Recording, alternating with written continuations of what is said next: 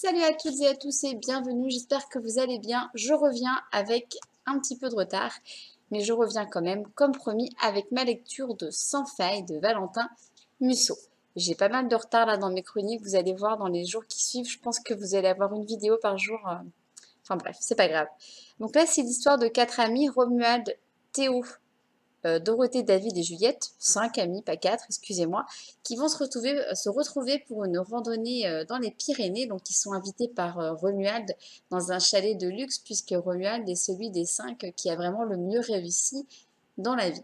Sauf qu'au fur et à mesure de leur périple, ils vont se demander si finalement Romuald est aussi spécialiste qu'il le prétend sur la marche en montagne, sur les randonnées en particulier. Surtout quand à un moment donné, l'expédition va vraiment tourner au cauchemar, que le groupe va se perdre et que les secrets et les rivalités du passé vont ressurgir.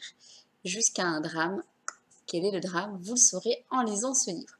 Donc là, comme d'habitude, je vous ai parlé de la quatrième de couve. En ce qui concerne mon avis, je suis assez mitigée.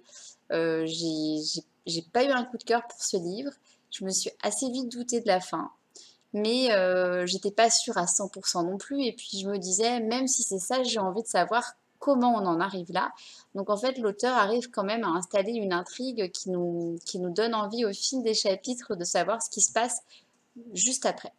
Voilà, après la plume est très belle, c'était une découverte d'auteur pour moi, donc je peux pas, enfin, je ne dis pas que j'ai pas passé un bon moment de lecture, mais j'ai pas eu le switch de fin où je me suis dit mais waouh, voilà. Mais je retenterai un autre livre de cet auteur. On m'a conseillé Une vraie famille.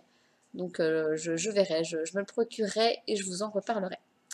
Voilà, c'est donc tout pour aujourd'hui. N'hésitez pas à liker ma vidéo, à la partager autour de vous et à vous abonner à ma chaîne si le cœur vous en dit, comme d'habitude. Et moi, je reviens très vite pour vous parler du livre de Edgy Flynn, La femme à la fenêtre. En attendant, je vous dis à bientôt et je vous souhaite de très bonnes lectures. Ciao!